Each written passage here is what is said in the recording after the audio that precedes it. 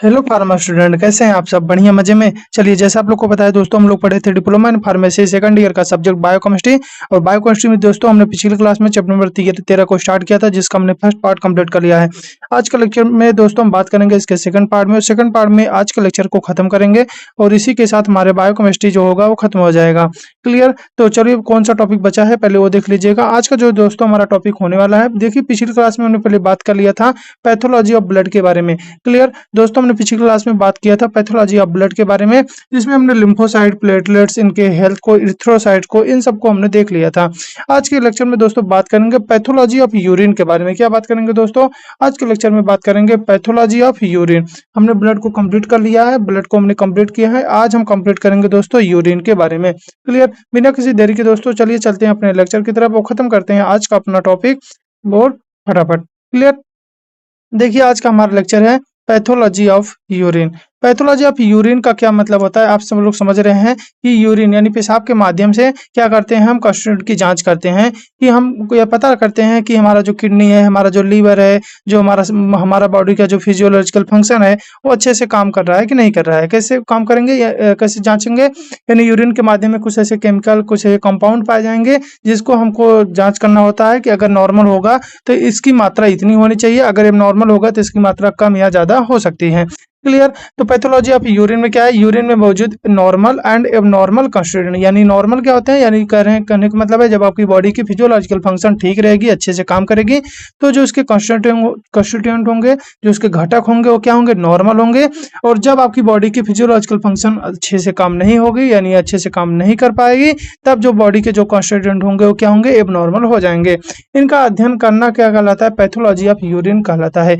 कहने का मतलब है यूरिन में जो भी मौजूद, यानी पेशाब में जो भी नॉर्मल या एबनॉर्मल कंस्टिट्यूएंट जो भी पाए जाते हैं, उनका अध्ययन करना क्या कहलाता है? पैथोलॉजी ऑफ यूरिन कहलाता है। इससे पता चलता है कि दोस्तों किडनी, लीवर, साथ में मेटाबॉलिक सिस्टम सही से काम कर रही है या नहीं कर रही है।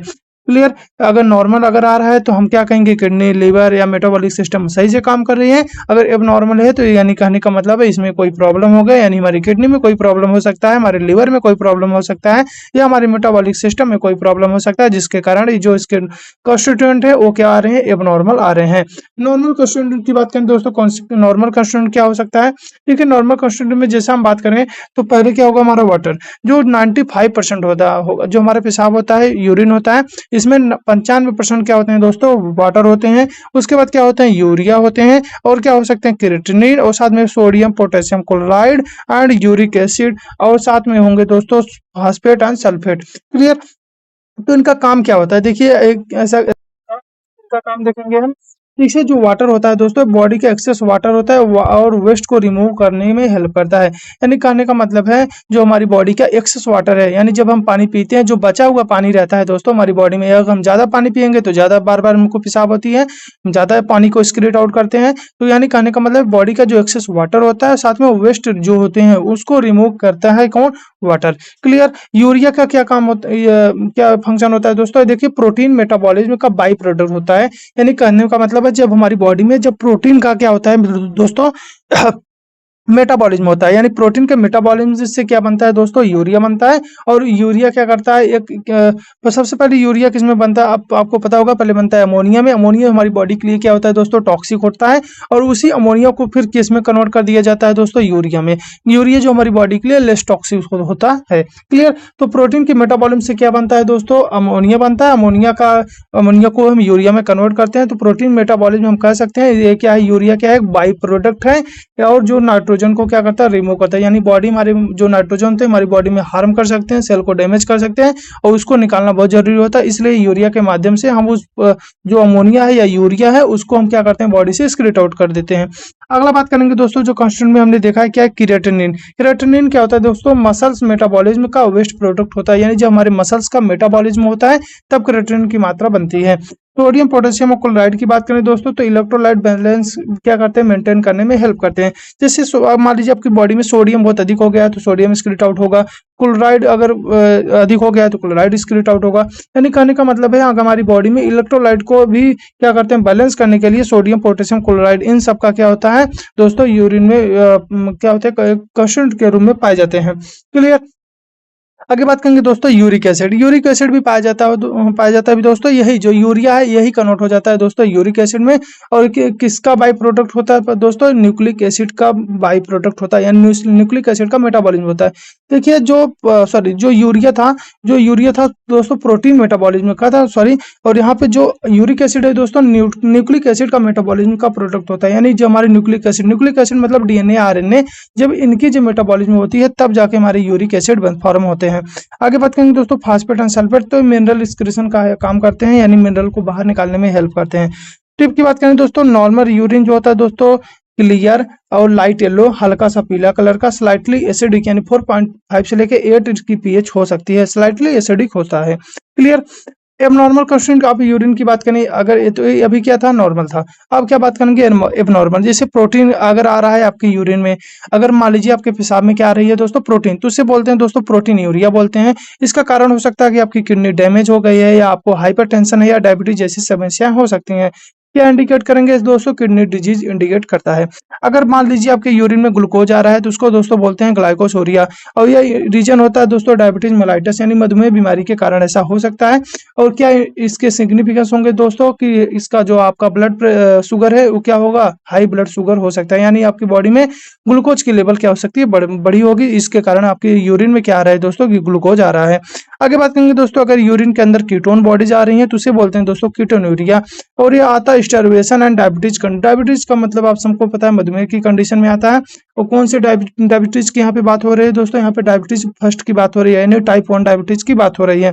क्लियर। और स्टार्वेशन का मतलब होता है जब जब अनिश्चित काल के लिए आप क्या होते हैं, जब मान लीजिए अनिश्चित काल के लिए आप क्या करते हैं, जब खाना पीना छोड़ देते हैं तो उसे हम कहते हैं स्टार्वेशन। तो जब जाके हमारे कीटोन बॉडीज का क्या होता है दोस्तों, मेटाबॉलिज्म होता है, और जिसके कारण कीटोन बॉडी का क्या होते हैं, फॉर्म होते हैं।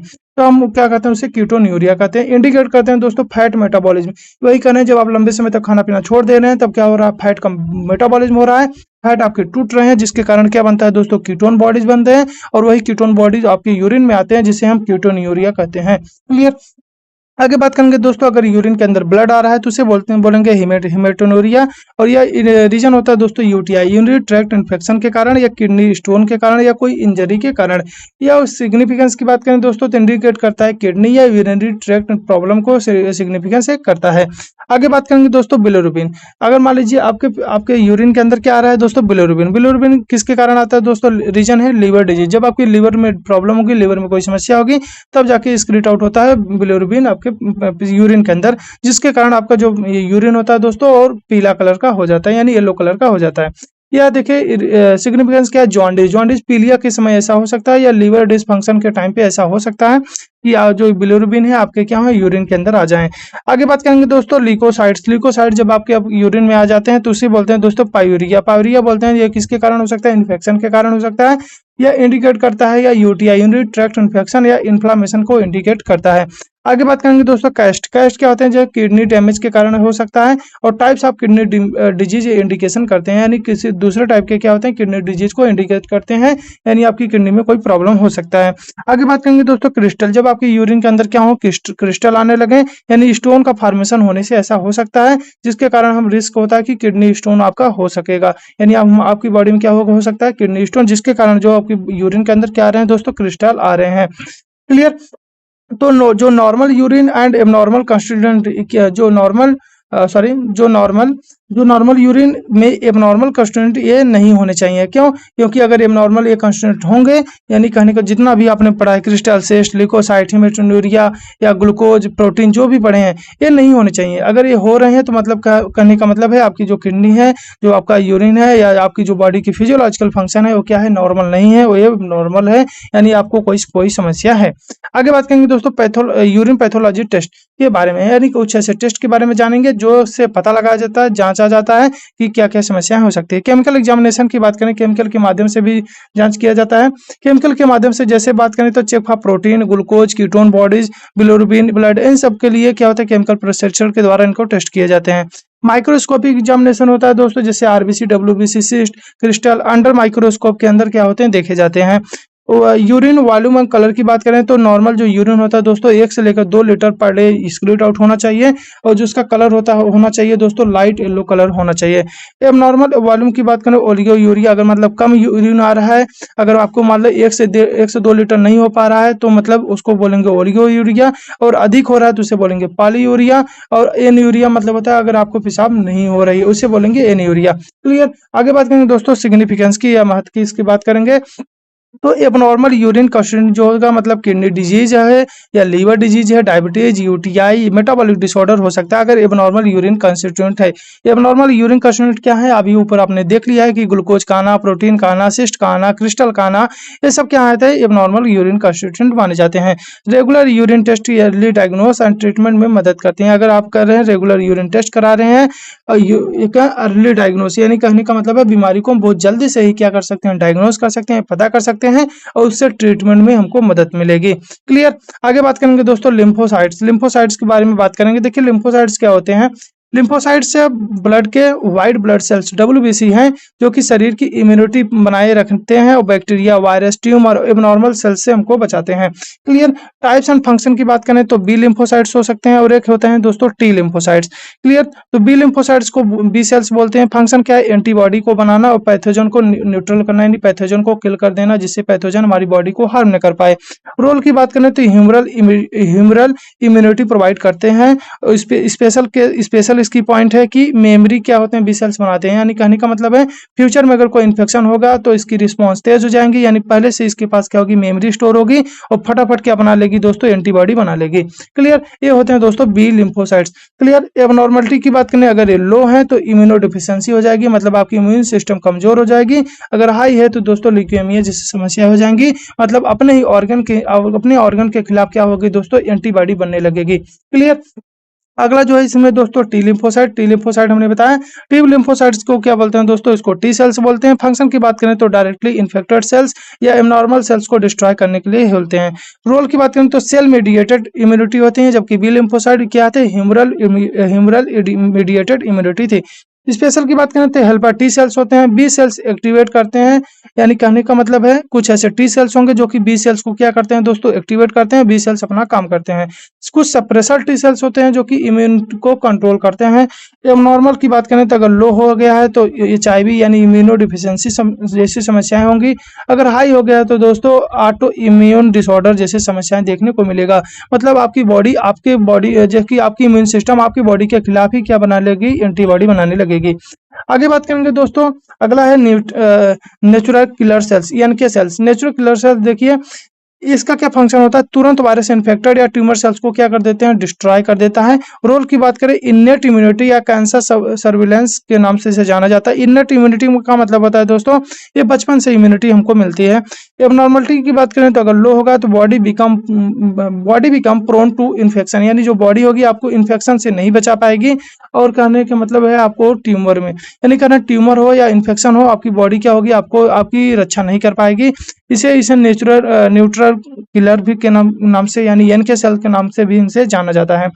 आगे बात करेंगे दोस्तों प्लेटलेट के बारे में। प्लेटलेट आप सबको कुछ पता ही होगा। प्लेटलेट क्या होता है, खून को थक्का जमाने के लिए हमारी बॉडी में पाए जाते हैं। प्लेटलेट छोटे डिस्क शेप ब्लड सेल्स होते हैं जो ब्लड क्लॉटिंग यानी ब्लड को क्लॉट करने के लिए, ब्लीडिंग प्रिवेंशन में काम आते हैं, यानी जिससे आपकी ब्लीडिंग क्या हो, बहे नहीं, आपकी ब्लड क्या हो बहे नहीं। क्लियर। फंक्शन की बात करें तो ब्लड को क्लॉट बनाना, ब्लीडिंग को रोकना, डैमेज ब्लड वेसल्स को रिपेयर करना, इम्यून सिस्टम में मदद करना। एबनॉर्मलिटी की बात करें तो अगर लो हो गया तो उसे बोलते हैं थ्रोम्बोसाइटोपिनिया बोला जाता है, जिसमें ब्लीडिंग हो जाएगा। क्यों? क्योंकि प्लेटलेट कम है तो ब्लीडिंग जो होगा वो जो ब्लीडिंग होगा वो बढ़ जाएगा। क्यों? क्योंकि प्लेटलेट कम होंगे तो ब्लड का जो क्लॉटिंग होगा यानी खून का जो थक्का होगा वो नहीं जम पाएगा। डेंगू के केस में, बोन मैरो प्रॉब्लम में ऐसा हो सकता है। हाई की बात करें तो इसे बोलते हैं थ्रोम्बोसाइटोसिस, यानी ब्लड क्या हो जाएगा, क्लॉट हो जाएगा। हार्ट अटैक यानी आपकी आर्टरी में अगर क्लॉट हो गया तो हार्ट अटैक, स्ट्रोक जैसे समस्याएं देखने को मिल सकती हैं। क्लियर। आगे बात करेंगे दोस्तों इरिथ्रोसाइट के बारे में। देखिए इरिथ्रोसाइट जिन्हें रेड ब्लड सेल्स भी कहा जाता है, हमारे ब्लड में सबसे महत्वपूर्ण इनका एक हिस्सा होता है। इनका मुख्य काम क्या होता है दोस्तों, ऑक्सीजन को टिश्यू तक पहुंचाना। जो ऑक्सीजन होते हैं उन्हें क्या करता है, उन्हें सेल्स तक, टिश्यूज तक पहुंचाया जाता है। कार्बन डाइऑक्साइड को लंग्स तक ले आता है, जिससे लंग्स के माध्यम से फिर हम क्या करते हैं, नोजल के थ्रू से एक्सक्रीट आउट कर देते हैं, उसे एक्सहेल कर देते हैं, उसे बाहर निकाल देते हैं। आरबीसी की संख्या, आकार और संरचना नॉर्मल होना बहुत जरूरी होता है। कोई भी normality oxygen transport overall health पर प्रभाव डाल सकती है। जो आरबीसी के जो स्ट्रक्चर होते हैं, संख्या होती है, वो क्या होनी, नॉर्मल होनी चाहिए। अगर इसमें कोई भी एबनॉर्मलिटी आती है तो क्या होंगी, आपकी स्टेटस, हेल्थ स्टेटस को, यानी कहने का मतलब है आपकी बॉडी की लाइफ प्रोसेस को क्या करेंगे, अफेक्ट कर देंगे। देखिए एबनॉर्मलिटी इरिथ्रोसाइट, एबनॉर्मलिटी की कुछ बात करें तो ब्लड में कई प्रकार की एबनॉर्मलिटी आरबीसी क्या होते हैं, पाए जाते हैं। ये एबनॉर्मल सेल्स किसी डिजीज या डिफिशियंसी का संकेत हैं। यानी कहने का मतलब है अगर ऐसा एबनॉर्मलिटी पाया जाता है तो कहीं ना कहीं कोई बीमारी या कोई कमी हो सकती है। पहला जो एबनॉर्मलिटी की बात करें तो उसे बोलते हैं माइक्रोसिस्ट, यानी छोटे आकार के आरबीसी हो जाते हैं। किसके कारण होता है दोस्तों, आयरन डिफिशियंसी एनीमिया के कारण। जब आपकी बॉडी में आयरन की कमी हो जाती है तब ऐसे होता है। सिग्निफिकेंस की बात करें तो ऑक्सीजन ट्रांसपोर्ट कम होगा, जिससे थकावट महसूस होगी और वीकनेस, कमजोरी महसूस होगी। आगे बात करेंगे दोस्तों माइक्रोसाइट्स, यानी आरबीसी के जो आकार होंगे वो क्या हो जाएंगे, बड़े हो जाएंगे। किसके कारण होता है दोस्तों, विटामिन B12 या फोलिक एसिड डिफिशियंसी के कारण हो सकता है। सिग्निफिकेंस की बात करें दोस्तों तो मेगालोब्लास्टिक एनीमिया या पुअर ऑक्सीजन डिलीवरी होगी, यानी कहने का मतलब है ऑक्सीजन अच्छे से डिलीवर नहीं हो पाएगी। आगे बात करेंगे तो दोस्तों स्पेरोसाइट, स्पेरोसाइट का मतलब होता है दोस्तों, ये भी एक प्रकार का एबनॉर्मलिटी है, यानी गोलाकार और ज्यादा डेंस आरबीसी हो सकते हैं। कॉज किसके कारण हो सकता है, हेरेडिटी स्पेरोसाइटोसिस के कारण या ऑटो इम्यून हीमोलाइटिक एनीमिया के कारण ऐसा हो सकता है। सिग्निफिकेंस की बात करें तो आरबीसी जल्दी टूट जाते हैं, जिससे हीमोलाइसिस एंड जॉन्डिस जैसी समस्याएं हो सकती हैं। अगला है टारगेट सेल्स। आरबीसी में बल्स आई अपीयरेंस हो जाता है, और किसके कारण होता है, लीवर डिजीज या थैलेसीमिया या हीमोग्लोबिनोपैथियंस के कारण ऐसा हो सकता है। सिग्निफिकेंस की बात करें तो नॉर्मल हीमोग्लोबिन क्या कर देगा, रिड्यूस ऑक्सीजन कैरिंग कैपेसिटी कर देगा, जिसके कारण जो ऑक्सीजन की जो हीमोग्लोबिन जो क्या करता है, ऑक्सीजन को कैरी करता था, वो अच्छे से कैरी नहीं कर पाएगा, जिसके कारण ऑक्सीजन की डिलीवरी भी कम हो जाएगी, ऑक्सीजन टिश्यू तक नहीं पहुंच पाएंगे। अगला है जो दोस्तों इसमें अगला है इलिप्टोसाइटोसिस या ओवेलोसाइटोसिस, यानी इसमें जो आरबीसी ओवल या इलोंगेटेड आरबीसी हो जाते हैं, और हेरेडिटी इलिप्टोसाइटोसिस या आयरन डिफिशियंसी के कारण हो सकता है। सिग्निफिकेंस की बात करें तो माइल्ड एनीमिया है, फ्रेगाइल आरबीसी हो सकते हैं, यानी फ्रेगाइल आरबीसी का मतलब आरबीसी रैप्चर होने वाले होते हैं, इसमें आरबीसी क्या होते हैं, जल्दी टूट जाते हैं। आगे बात करेंगे फ्रेगमेंटेड आरबीसी की, इसमें क्या होता है, टैटर्ड या ब्रोकन आरबीसी होते हैं। कॉज क्या होता है, हीमोलाइटिक एनीमिया या मैकेनिकल डैमेज के कारण ऐसा हो सकता है। सिग्निफिकेंस की बात करें तो सीवियर एनीमिया या टिश्यू हाइपोक्सिया होता है। टिश्यू का मतलब होता है सेल्स, यानी सेल के ग्रुप को क्या टिश्यू बोलते हैं। हाइपोक्सिया का मतलब होता है दोस्तों ऑक्सीजन की सप्लाई कम हो जाना, यानी कहने का मतलब है टिश्यू को ऑक्सीजन सप्लाई नहीं हो पाएगा। आगे बात करेंगे सिग्निफिकेंस ऑफ एबनॉर्मल आरबीसी। अगर एबनॉर्मल आरबीसी होता है तो क्या क्या दिक्कत हो सकती है, हम ओवरऑल पर देख रहे हैं यहाँ पे। तो low RBC count and abnormal shape के कारण एनीमिया, फैटीग, वीकनेस हो सकती है। इंपेयर्ड ऑक्सीजन ट्रांसपोर्ट से ऑक्सीजन ऑर्गन डिसफंक्शन हो जाएंगे, यानी ऑर्गन जो होंगे काम नहीं कर पाएंगे। सर्टन आरबीसी यानी इंडिकेटर होते हैं स्पेसिफिक डिजीज के, like thalassaemia, liver disease and haemolytic anaemia. Blood test या peripheral helps diagnose underline disease. जो ब्लड टेस्ट होता है पेरिफेरल स्मीयर जो हेल्प करते हैं डायग्नोस करने के लिए, जांच पड़ताल करने के लिए कौन सी ऐसे डिजीज हो सकते हैं। जैसे माइक्रोसाइट को हमने देखा आयरन डिफिशियंसी के कारण, माइक्रोसाइट को हमने पढ़ा विटामिन B12 या फोलिक एसिड के कारण, स्पेरोसाइट को हमने देखा हीमोलाइटिक एनीमिया के कारण, और टारगेट सेल्स को हमने देखा लीवर डिजीज और थैलेसीमिया के कारण। क्लियर। अगला टॉपिक हमारा last topic, normal and abnormal constituent of urine and their significance. देखिए इसको आप ऑलरेडी पढ़ चुके हैं। नॉर्मल क्या कंस्टिट्यूएंट थे अभी हमने टेबल में देख लिया, एबनॉर्मल कंस्टिट्यूएंट क्या थे हमने उसको भी हमने टेबल में देख लिया है। फिर से एक बार उसको हम देखेंगे, हमने ऊपर भी हमने इसको सिग्निफिकेंस के साथ देखा हुआ है, फिर से एक बार फटाफट देख लीजिए। देखिए यूरिन हमारे शरीर का वेस्ट प्रोडक्ट है जो किडनी द्वारा ब्लड से फिल्टर होकर बनता है, हमको पता है।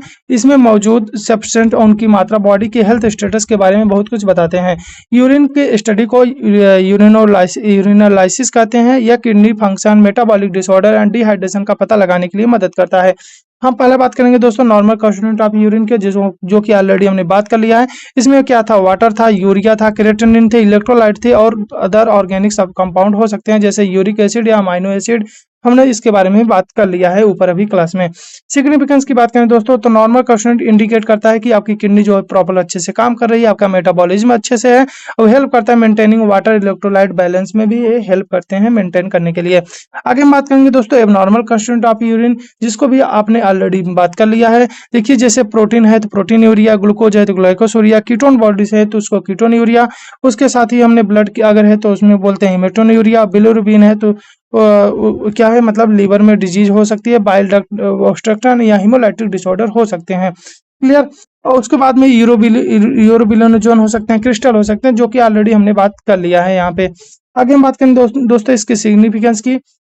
तो सिग्निफिकेंस किसकी बात करें तो डिटेक्ट करता है किडनी डिजीज को, डायबिटीज को, लीवर डिसऑर्डर को, इन्फेक्शन को। हेल्प्स करेगा मॉनिटर ट्रीटमेंट इफेक्टिवनेस, जिससे क्या आपकी ट्रीटमेंट हो क्या हो इफेक्टिवनेस अच्छे तरीके से हो सके। प्रोवाइड करेगा insight into metabolic and electrolyte imbalance को, यानी इलेक्ट्रोलाइट बैलेंस को, मेटाबॉलिक जो हो आपकी अच्छी हो, इसके लिए क्या करता है आपको एक जांच के थ्रू एक प्रकार से आपको एक आइडिया देगा कि आपको मतलब जो भी प्रॉब्लम है इंडिकेट कर देगा कि इसके कारण आपकी इलेक्ट्रोलाइट क्या होगी, इम्बैलेंस हो गई है। क्लियर।